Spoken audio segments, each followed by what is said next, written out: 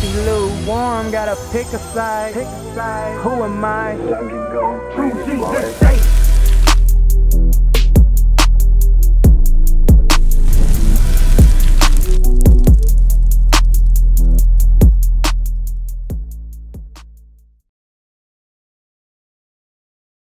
But that's talking about they won't save us.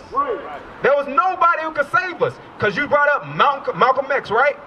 He tried to save, he's trying to liberate the black man, right? What happened to him? He got killed. Martin Luther King, he tried to liberate the black man. He got killed. Right? Anybody that try to rise up for black unity, black and brown unity, they murdered him. Tupac. So they killed anybody who was for pro-black unity. Because there's only one man that can save us, and that's Jesus the Christ. But the only way he's going to save us is if we realize that we are the Israelites according to the Bible, and we got to keep God's laws, statutes, and commandments. So we read in this curse here out of the Bible to show you that your history is biblical history. That your nationality is an Israelite from the tribe of Judah. That you have the same blood running in you as Jesus the Christ. That you were made for a purpose. You were made to be able to be a ruler on the earth. But if you look at our communities, you don't see black and Hispanic men as rulers on the earth. Where do you see us at? At the bottom, right? Give me that Deuteronomy chapter 28, verse 44 and 45. Because what you're saying is biblical prophecy. God prophesied that these things will happen to us. Go ahead, read that. The book of Deuteronomy, chapter 28, verse 44. And he should lend to thee, and thou should not lend to him. He should be thy head, and thou should be the tail. Verse 45. Moreover, all these curses should come upon thee, and should pursue thee, and overtake thee, till thou be destroyed. So it said that we would be the head, they would be the head, and we will be the tail, right? Meaning they will be the leaders, and we will be the followers. We have to follow their standards. When you look at the civil rights movement back then, and you look at it right to now, they had what was the Black Lives Matter movement. But that was overtaken by a bunch of white people. And they ended up robbing them people for millions of dollars, right?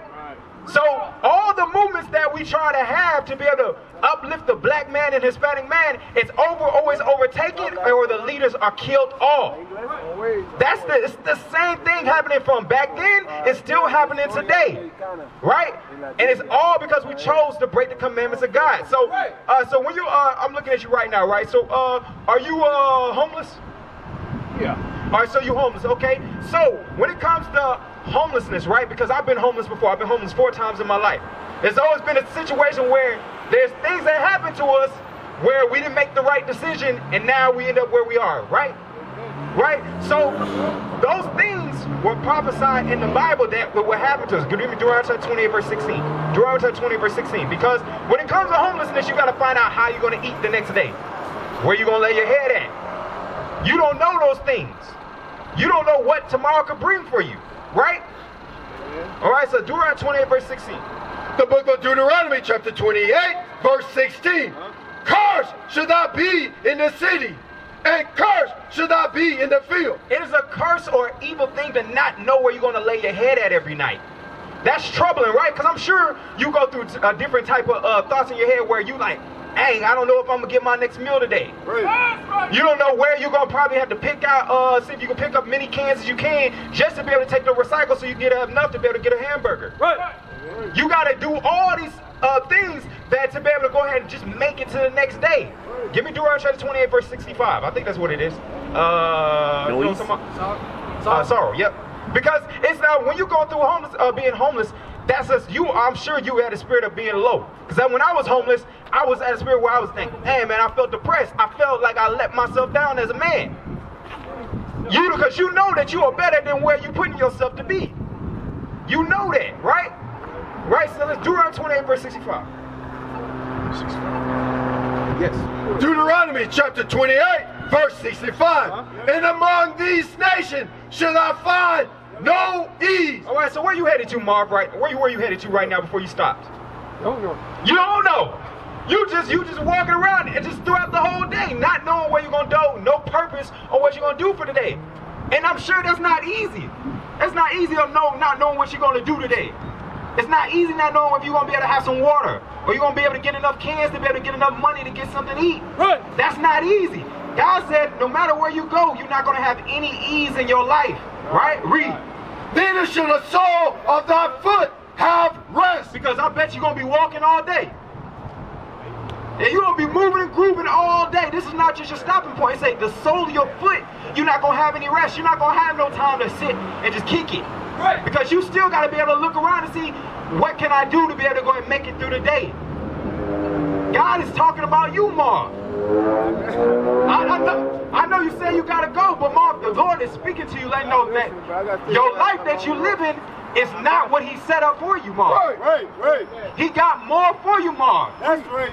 But the Lord should give thee there a trembling heart and failing of eyes and sorrow of mind. So the Lord is giving us a trembling heart. Like I said, I've been there where you at. Every day I had that trembling heart. I had that fear, Marv. Alright, man, I gotta go, bro. I get where you come from, Marv. I give him a minute. I give him 5, man. But check this out, Marv. The reason why you're hearing this today is because God's trying to give something back to you so you can change your life around. Right. Right. He doesn't want you to live the life that you live in no more. Right.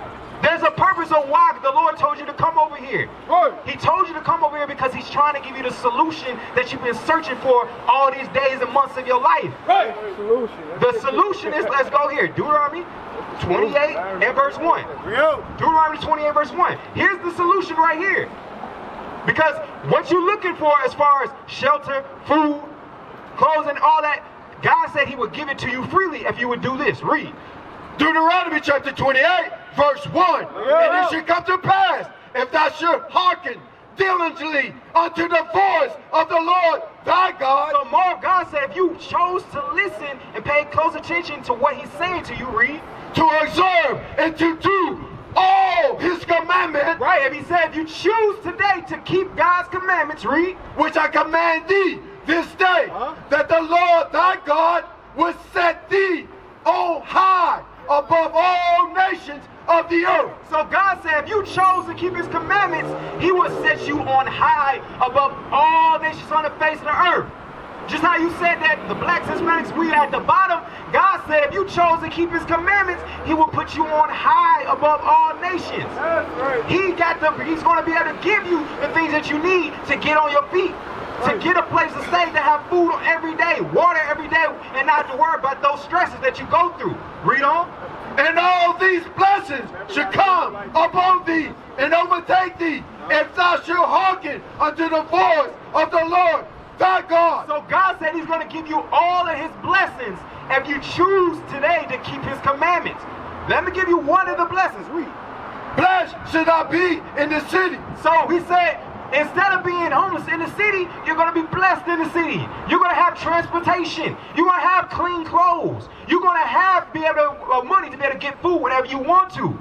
You're going to be able to not worry about walking to and fro and not knowing what you're going to be doing for the day. Right.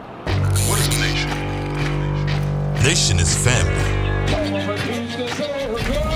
Nation is community. Nation is men leading by example.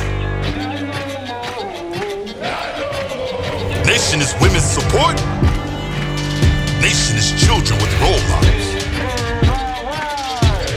Nation is unity.